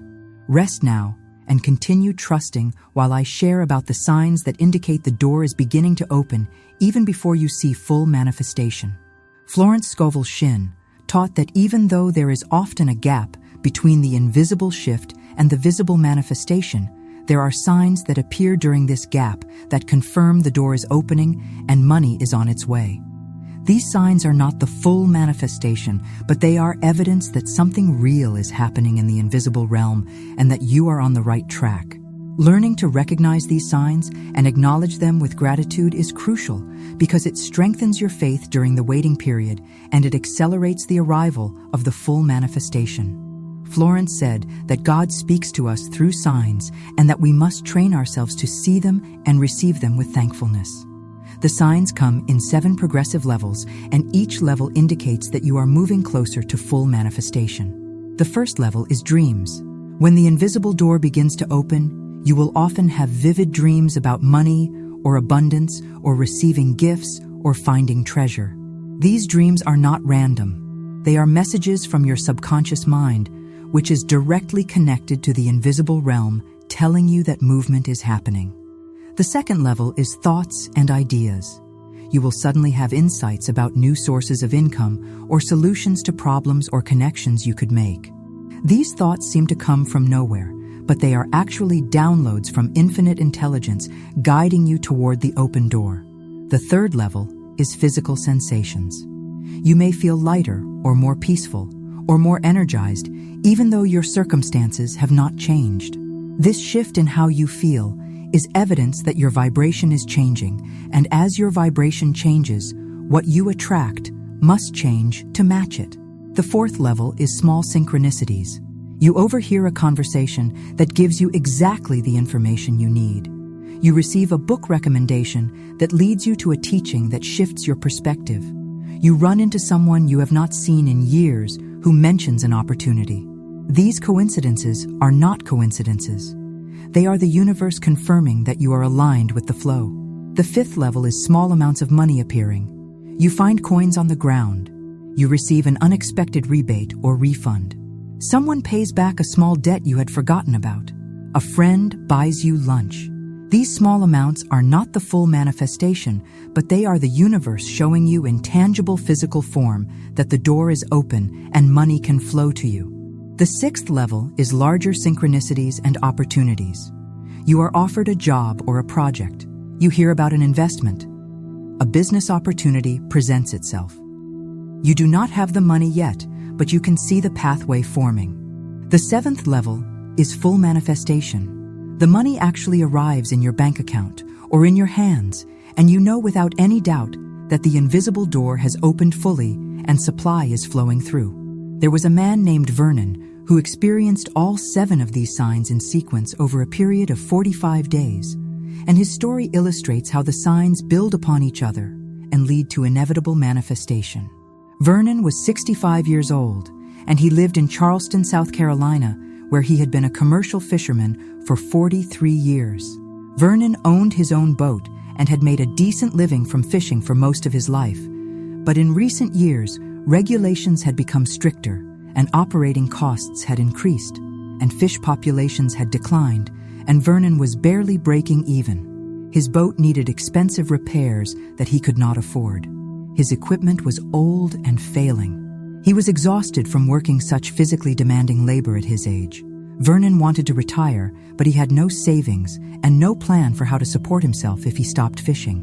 Vernon heard about the invisible door teaching from another fisherman who had started talking about spiritual principles and how they applied to making money.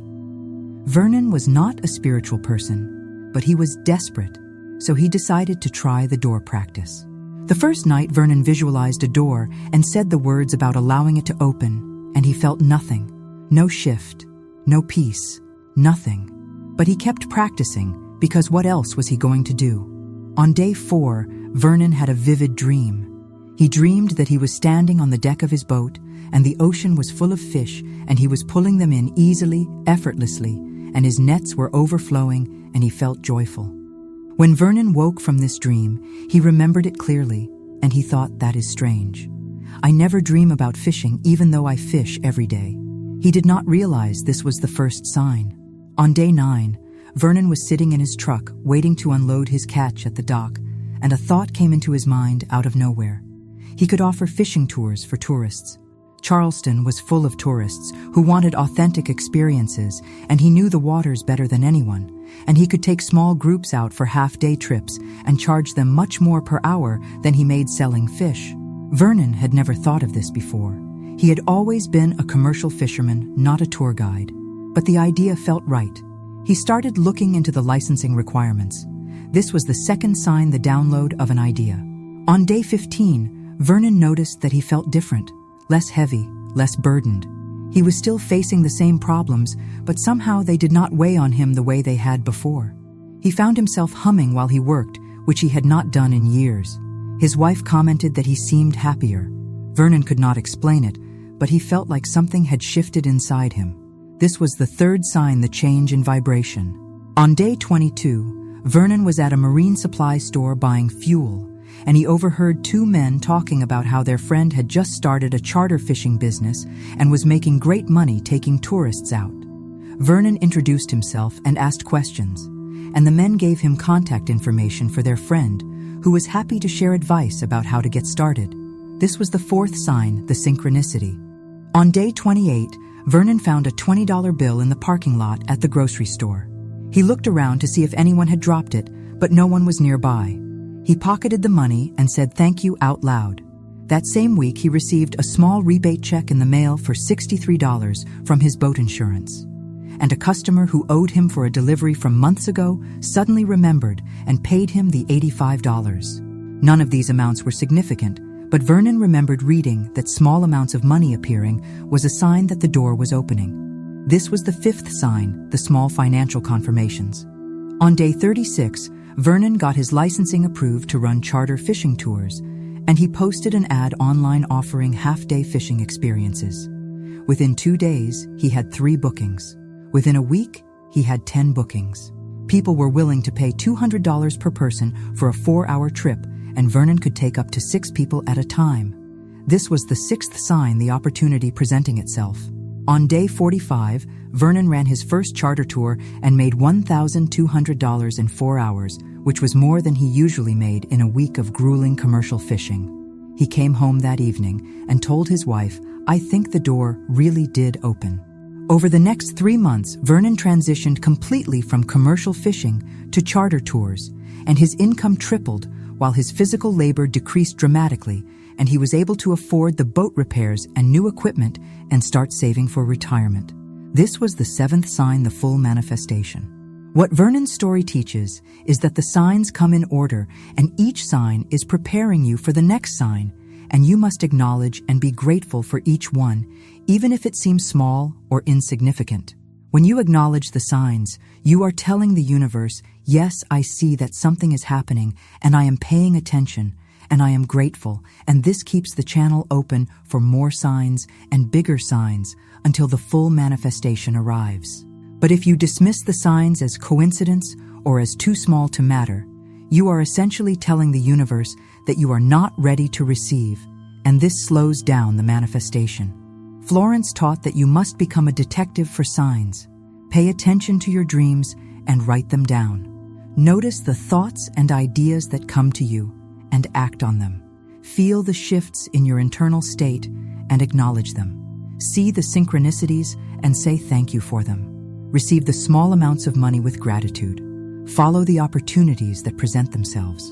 And watch for the full manifestation, knowing that it is inevitable once the signs have started appearing. The signs are proof that the invisible door has opened, and that money is making its way from the invisible realm into your visible experience, and that it is only a matter of time before you hold it in your hands. So, as you rest tonight, and in the days to come, watch for signs. They will come. They may be subtle, they may seem insignificant, but they are messages from the invisible realm confirming that your practice is working and that the door is open and that money is on its way. Do not dismiss them. Do not overlook them. Receive each sign with gratitude and trust that more is coming. The signs are breadcrumbs leading you to the treasure, and if you follow them with faith, you will arrive at the full manifestation. Rest now and let your subconscious continue to align with the frequency of the open door while I share about the deepest truth of all, which is that you are not someone who is trying to open a door, but you are someone who is the door itself. There comes a moment in the spiritual journey when you realize that you are not separate from the invisible door, but that you are the door itself.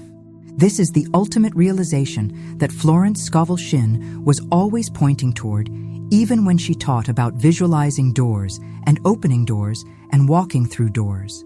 She knew that the door is not something external that you must find or open or pass through.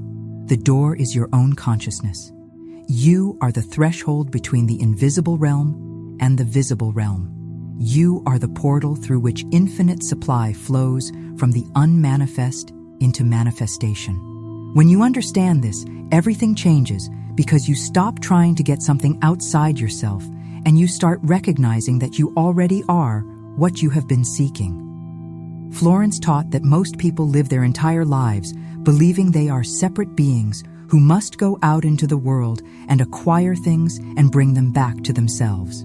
They believe they are here and abundance is over there, and they must somehow bridge the gap through effort and strategy and luck. But this belief is the source of all lack and all struggle because it is based on an illusion. The truth is that you are not a separate being cut off from Source. You are Source in human form. You are the presence of God individualized. You are consciousness expressing itself through a physical body. And just as God is infinite abundance, you are infinite abundance. Not because you have accumulated wealth, but because wealth is your nature. You are not trying to become abundant. You are recognizing that you already are abundant at the level of consciousness and allowing that abundance to express itself in physical form. The shift from seeing yourself as someone who needs to open a door to recognizing yourself as someone who is, the door happens gradually and then suddenly.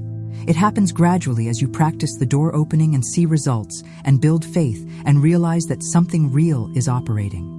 It happens gradually as you release control and surrender to a power greater than yourself and discover that this power is trustworthy. It happens gradually as you see signs and synchronicities and manifestations and understand that you are not manipulating reality but aligning with how reality actually works. And then it happens suddenly in one moment of recognition when you realize, oh, I am not trying to receive abundance from outside myself. I am the channel through which abundance flows from the invisible to the visible. and this has always been true, I just forgot. There was a woman named Beatrice who had this realization in a way that transformed not only her financial life, but her entire sense of identity and purpose. Beatrice was 63 years old, and she lived in Phoenix, Arizona, where she had been a widow for 8 years after her husband died from a heart attack. Beatrice and her husband had been comfortable middle-class people who owned their home and had some savings and were planning for retirement. But when her husband died, suddenly, Beatrice discovered that he had cashed out his life insurance policy years earlier to pay for his mother's nursing home care and had never told Beatrice. There was no insurance payout. There was no nest egg. Beatrice was left with Social Security that was barely enough to cover her expenses and a house that needed constant repairs that she could not afford. Beatrice had spent the 8 years since her husband's death feeling like a victim of circumstances. She felt betrayed by her husband for making financial decisions without telling her. She felt abandoned by God, who she thought should have protected her. She felt sorry for herself and angry at life. The victim consciousness permeated everything and kept her locked in lack. She had tried affirmations and visualizations and prayers, but nothing changed because underneath all of those practices, she still believed deep down that she was a powerless person at the mercy of external forces. She still believed that abundance had to come to her from outside herself and that she had no control over whether it came or not. One afternoon, Beatrice was at a free community class at the library about retirement planning, and the woman teaching the class mentioned Florence Scovel Shinn and said that financial prosperity is not about numbers in a bank account, but about consciousness. She said that each person is a channel through which universal abundance flows, and that when you recognize yourself as a channel rather than as a separate individual needing to receive from outside yourself, everything changes. Beatrice felt something stir inside her when she heard these words. After the class, she went home and looked up Florence Scovel Shinn online and started reading everything she could find. What Beatrice discovered was that she had been living her entire life with a false identity. She had believed she was Beatrice, the widow, the victim, the powerless one, the person who had been dealt a bad hand. But Florence taught that this was not her true identity. Her true identity was consciousness itself, pure awareness, the presence of infinite intelligence expressing itself through the form called Beatrice. And consciousness is never lacking because consciousness is the source of all form. Money does not exist separate from consciousness. Money is consciousness taking physical form. When you recognize that you are consciousness and that money is consciousness, then you realize that you and money are not two separate things, but are one and the same. And there is no gap to bridge, no door to open, no distance to travel, because you are already where you need to be. This realization did not happen all at once for Beatrice. It unfolded over several weeks as she read and contemplated and practiced. Every night before sleep, she would lie down, and instead of visualizing a door outside herself, she would rest in the awareness that she was the door. She would say, "I am not someone trying to open a door. I am the door itself. I am the threshold between infinite supply and physical manifestation. I am the channel through which money flows from the invisible to the visible. I am consciousness, and consciousness is abundance. Therefore, I am abundance not because I have money, but because abundance is my nature." These words felt strange at first because they contradicted everything Beatrice had always believed about herself. But she kept speaking them because something in her recognized them as true. On day 39 of this practice, Beatrice woke in the morning, and the realization hit her with full force. She was lying in bed, and suddenly she just knew. She was not Beatrice the victim. She was infinite consciousness, temporarily wearing the name Beatrice. She was not separate from the source of all supply. She was the source appearing in human form. She was not trying to receive abundance. She was the presence through which abundance flowed into the world. It was her nature to be abundant, just as it is the sun's nature to shine. She did not need to earn it or deserve it or force it or beg for it. She simply needed to recognize what was already true and allow it to express through her. Beatrice got out of bed that morning, feeling like a completely different person. She looked in the mirror, and instead of seeing an old woman struggling to survive, She saw consciousness looking back at herself through her own eyes. She went about her day differently. She walked differently. She spoke differently. She carried herself with a quiet confidence that had nothing to do with her bank balance and everything to do with knowing who she really was. Within 1 week of this shift in identity, Beatrice received a call from her husband's former employer, who said they had been reviewing old records and discovered that her husband had been owed unpaid commissions at the time of his death, and the company was sending Beatrice a check for $18,700. But more meaningful than the money was what happened inside Beatrice. She no longer felt like a victim. She no longer felt powerless. She no longer felt separate or alone or abandoned. She understood now that she was and had always been one with infinite source, and that this source was always supplying her, and that the supply flowed through her, not to her.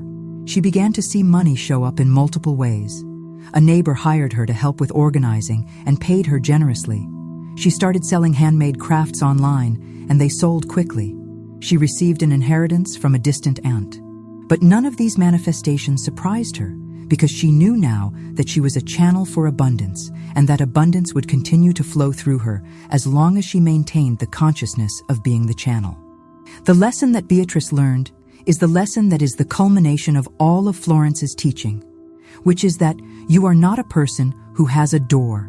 You are the door itself. And when you recognize this, you stop trying and start being, and the flow becomes natural and effortless.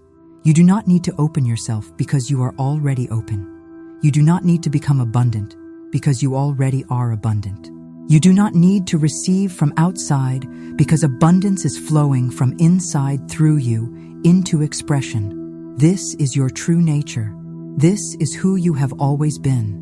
This is what you are remembering tonight as you rest. As you sleep, your consciousness is absorbing this truth at the deepest level. You are being reprogrammed to recognize yourself not as separate, limited individual, but as infinite consciousness in temporary physical form. You are the door. You are the channel. You are the presence through which all good things flow into manifestation. This is not arrogance. This is not ego. This is simple truth. And when you wake tomorrow, you will be different because this truth will have taken root in you, and you will begin to live from this truth, and money will begin to flow through you naturally and easily, because that is what happens when you recognize who you really are. Rest now in this knowing while I prepare you for the final revelation, which is that tonight is your most important night. Everything I have shared with you tonight has been leading to this moment right now, because tonight is not just another night. Tonight is the night when the invisible door opens for you fully and completely and permanently. Every teaching you have heard has been preparing your consciousness for this opening. Every story has been showing you that what happened for others can and will happen for you. Every principle has been removing blocks and expanding your awareness and making space for you to receive.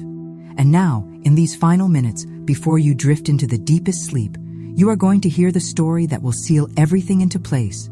And tomorrow morning when you wake, your life will be different, because tonight, everything changes. Let me tell you about a woman named Lillian, whose story is your story, and whose breakthrough is your breakthrough, and whose transformation is happening to you right now as you listen. Lillian was 57 years old, and she lived in Minneapolis, Minnesota, where she had been working as a real estate agent for 26 years. Lillian had always been good at her job, and for many years she had made decent money selling homes in the suburbs. But the real estate market had crashed badly, and homes were not selling, and Lillian had not closed a deal in 9 months. She had no income. She had burned through her savings. She was 3 days away from having her house foreclosed on because she could not make the mortgage payment. The amount she needed was $7,200, and she had no way to get it. She had asked everyone she knew for help. She had applied for loans and been denied. She had sold everything she could sell. There was nothing left. In 48 hours, the bank would take her house and she would be homeless at 57 years old with nowhere to go. Lillian's house was a small ranch-style home in a quiet neighborhood where she had lived for 19 years. It was the first home she had ever owned, and she loved it even though it was modest. The house had a small backyard where she grew tomatoes in the summer and a front porch where she would sit and read in the evenings when the weather was nice. Inside, there was a living room with a fireplace that she had painted herself in a soft cream color, and a kitchen with yellow walls that always made her feel cheerful, and a bedroom where she could see the sunrise through the window every morning. This house was not just a building to Lillian. It was her sanctuary. It was the place where she felt safe and rooted. The thought of losing it made her feel like she was losing herself.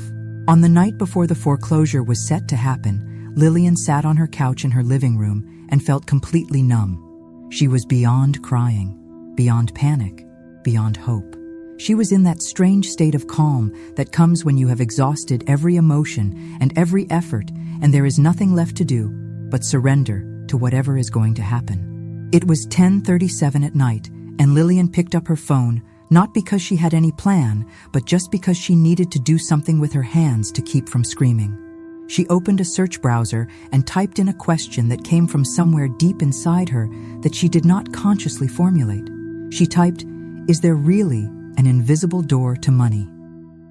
The search results showed several articles and videos, and Lillian clicked on one at random. It was a teaching about Florence Scovel Shinn and the invisible door principle. The video was almost an hour long, but Lillian watched the entire thing sitting alone in her living room at 11 o'clock at night, knowing that in less than 48 hours, she would lose everything. The teaching explained that there is a door in consciousness between the realm where money already exists fully formed and the realm where you experience physical reality. The door opens not through force or effort, but through surrender and through recognizing that you are not separate from the source of supply. The video said that the door opens most powerfully during sleep, and that you must release completely and trust completely and allow completely. When the video ended, it was 11:53 at night, and Lillian felt something she had not felt in months. Not hope exactly, but a kind of opening, a softening, a willingness to try one last thing, even though logically she knew that no amount of spiritual practice could manifest $7,200 in 48 hours. But what else was she going to do? She had tried everything in the physical realm and failed. She might as well try something in the spiritual realm, even if it seemed impossible.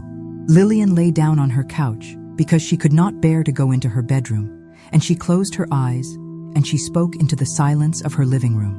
I recognize that there is an invisible door between me and the money I need. I do not try to open this door myself. I cannot open it myself. I have tried everything and failed, and I have nothing left. I surrender completely. I release all control. I trust that this door can open, even though I do not see how.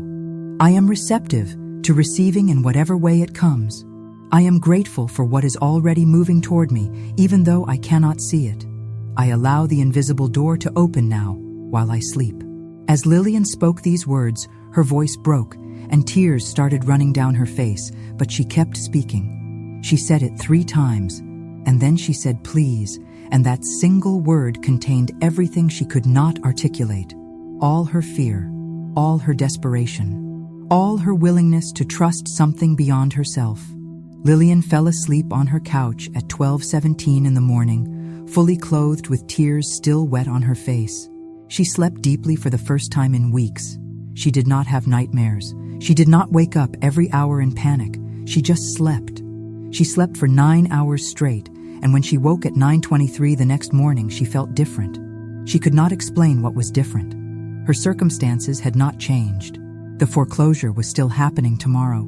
She still had no money, but inside herself, she felt quiet, still, at peace in a way that made no logical sense. She got up and made coffee and sat at her kitchen table and waited. She did not know what she was waiting for. She just waited. At 10:47 that morning, Lillian's phone rang. The number was unfamiliar, but she answered it. The voice on the other end was a man who said his name was Robert and that he had been a client of Lillian's 4 years earlier when she helped him buy his first house. He said he had been thinking about Lillian recently and felt strongly that he should call her and ask if she was doing okay. Lillian did not know what to say. She barely remembered this client, but something made her tell the truth. She said, "I am about to lose my house tomorrow because I cannot make the mortgage payment, and I have tried everything, and there is no solution." There was a long silence on the phone, and then Robert said, "How much do you need?" Lillian told him $7,200. Robert said, "I can have that to you today." Lillian could not speak. She could not breathe. Robert continued, "He said 4 years ago, when you helped me buy my first house, you went above and beyond for me. You negotiated things that saved me thousands of dollars. You answered my calls at all hours. You made me feel like I mattered even though I was a first-time buyer, and you probably made very little commission on my sale. I have never forgotten that. I have been successful since then, and I have more than enough to help you now. Give me your bank account information, and I will transfer the money to you within the hour." Lillian gave him the information in a daze. She hung up the phone and sat at her kitchen table staring at nothing. At 11:32, her phone dinged with a notification from her bank. Deposit received $7,200. Lillian put her head down on the kitchen table and sobbed. Not just because the money had come, not just because her house was saved, but because she understood now that the invisible door was real. It had opened the moment she surrendered. It had opened at 12:17 last night, when she released control and trusted. And the manifestation had appeared less than 12 hours later through a channel she could never have predicted or planned or forced. A man she barely remembered who had been thinking about her and felt moved to call her at exactly the right moment. Lillian paid the mortgage that afternoon, and the foreclosure was canceled. But the miracles did not stop there. Within 2 weeks, Lillian received 3 calls from potential clients who said they had been referred to her by people she did not remember working with years ago. She closed 2 sales within the next month and earned $14,000 in commissions. Her career came back to life. The dry period was over. But more than the external changes, what had shifted was Lillian's consciousness. She knew now with absolute certainty that there is an invisible door, and that it opens when you surrender and trust, and that on the other side of that door is everything you need already waiting for you, and that you are never alone and never without resources because you are connected to infinite source, and that connection can never be broken. Lillian's story is the story I needed to tell you tonight, because her story contains the essence of everything. The desperation that brings you to the point of surrender. The willingness to try something you do not fully understand. The practice of recognition and release and receptivity and trust and gratitude. The surrendering into sleep while the invisible door opens. The peace that comes even before the evidence appears. And the manifestation that arrives through unexpected channels in perfect timing. Everything you need to know about how this works is in Lillian's story. And what happened for Lillian is happening for you right now tonight as you listen and as you rest. You are Lillian. You are at your point of surrender. You have tried everything and nothing has worked, and you are ready now to allow something beyond your understanding to take over. You are speaking the words of recognition and release into the silence of your own heart. You are falling asleep, trusting that the invisible door is opening, even though you see no evidence yet. And while you sleep, divine intelligence is orchestrating circumstances and moving people and arranging events to bring you what you need through channels you cannot predict. By the time you wake, everything will have shifted in the invisible realm. And within days, you will see the evidence in the physical realm, just as Lillian did. The door is opening for you now, not tomorrow, not next week, now, in this moment, as you hear these words, as you breathe, as you release into rest. The door is opening and money is flowing through, and your life is changing, and you do not need to do anything except allow it. Trust this, believe this, know this, because it is true and it is happening, and tomorrow morning when you wake, you will be different, and within 48 hours, you will see the proof. Rest now, deeply, completely peacefully, knowing that the door is open, and you are receiving, and everything you need is already on its way. I am going to guide you now through the final opening, the ultimate seal that will lock the door in the open position forever. Breathe with me now, even if you are sleeping, because your body knows how to breathe and will follow this guidance. Breathe in slowly and deeply through your nose, filling your lungs completely. Hold that breath for a count of 3. 1, 2, 3. Now release slowly through your mouth, letting all tension leave your body. Again, breathe in slowly, deeply, fully. Hold for 3. 1, 2, 3. Release and let go completely. One more time, breathe in, hold 1, 2, 3, and release, letting yourself sink deeper into rest. Good. You are ready now to receive the final opening. I am going to guide you through 5 sacred steps that will open the invisible door permanently so that it can never close again. These are not things you do, but states of being you allow. Listen and receive as each step unfolds through you. The first step is acknowledgement. The second step is release. The third step is crossing the threshold. The fourth step is receiving. The fifth step is sealing your new identity. Each step flows naturally into the next, and together they create the permanent opening that changes everything. First step, acknowledgement. Right now in this moment, acknowledge out loud in your mind or in your heart that the invisible door to unlimited supply exists. You do not need to see it. You do not need to understand it. You simply acknowledge that between where you are now and where infinite abundance exists, there is a threshold, a portal, a doorway that can and does open. Say these words with me in your consciousness. I acknowledge the invisible door exists. I acknowledge that on the other side of this door is everything I need, including money and opportunities and resources. I acknowledge that this door is real and that it is ready to open for me now. Feel the acknowledgement settling into your awareness. The first step is complete. Second step, release. Now release every attempt to control how money will come to you, or when it will come, or through what channel it will come. Release your plans and strategies and efforts. Release your trying and forcing and pushing. Release your need to figure everything out. Release your grip on outcomes.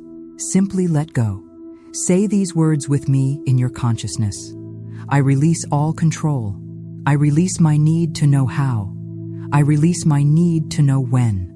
I release my attempts to make this happen through my own limited understanding. I let go completely. I trust divine intelligence to orchestrate this in ways I cannot see or predict. Feel your hands opening. Feel your chest expanding. Feel the tightness dissolving. The second step is complete. Third step, crossing the threshold. Now in your awareness, see yourself standing before the invisible door, and as you watch the door begins to open, not because you are pushing it, but because it recognizes you. The door knows you. The door has been waiting for you. And now you take one step forward and you cross the threshold from the realm of limitation into the realm of infinite supply. You are not forcing your way through. You are being invited through. You are walking through with ease and grace. Say these words with me. I cross the threshold now. I step from limitation into abundance. I walk through the open door with ease. I am on the other side now.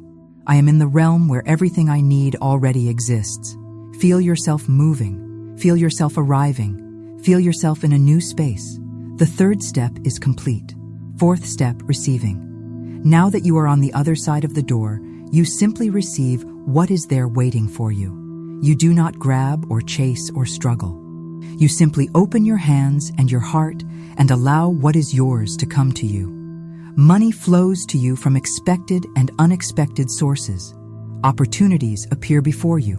Resources materialize.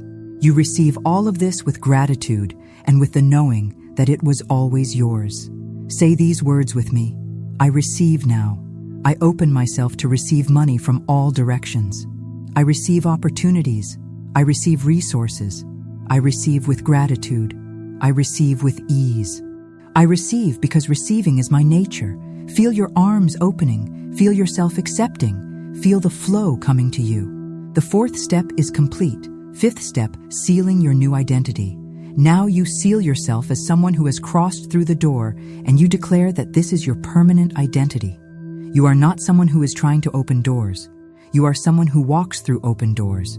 You are not someone who is waiting for abundance. You are someone who lives in abundance. You are not someone who needs money. You are someone through whom money flows. This is who you are now and forever. Say these words with me. I am one who walks through open doors. I am one through whom abundance flows. I am connected to infinite supply.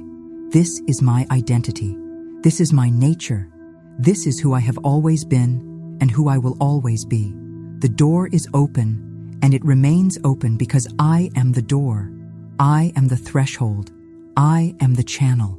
I am consciousness expressing abundance in physical form. Feel this truth settling into every cell of your body. Feel your identity shifting. Feel yourself becoming. The fifth step is complete. The opening is finished. The door stands wide open. You have crossed through. You are on the other side now. You are in the realm of infinite supply. Money is already flowing toward you. Opportunities are already forming. Resources are already being arranged. Divine intelligence is working on your behalf right now, this moment while you rest. By the time you wake tomorrow morning, or whenever you wake, the invisible work will be complete. All that will remain is for you to watch the physical manifestation appear in your life over the next days and weeks. It will come. It must come. It cannot not come because you have activated spiritual law, and spiritual law is more reliable than gravity. You are supplied. You are abundant. You are one with infinite source. The invisible door that was closed for so long is now permanently open. Money will flow to you naturally and easily from now on because you have removed the blocks and aligned your consciousness with the truth of who you are. You are not hoping for this. You are not wishing for this. You are knowing this. It is done. It is complete. It is finished. And so it is. Continue resting now in the certainty that everything has changed. You do not need to think about the door anymore. You do not need to visualize anything anymore. You do not need to do anything anymore. The work is complete. The opening has happened. All you need to do now is sleep peacefully and live your life normally and watch with wonder and gratitude as money begins appearing in your experience in ways both expected and unexpected. Trust the process. Trust the timing. Trust that what you need is already on its way. When you wake tomorrow, you will feel different. You may not be able to explain what is different, but you will know that something has shifted. You will feel lighter, more peaceful, more certain. And over the next 48 hours, you will begin to see signs. Small confirmations that the door is open. Within 1 week, you will see larger signs. Within 2 weeks, you may see the full manifestation, or you may need to wait a bit longer, but it will come. It must come. The door is open. The money is flowing. Your life is changing. And there is nothing you need to do except receive with gratitude when it arrives. The invisible door that opens tonight while you sleep is the door that Florence Scovel Shinn discovered over 100 years ago and taught to thousands of students, and that has changed countless lives since then. Tonight it is opened for you. Tonight you have crossed through. Tonight everything changed. You are blessed. You are loved. You are supplied. You are abundant. You are one with Source. Rest now deeply, completely, peacefully. The door is open. The money is coming. It is finished. And so it is.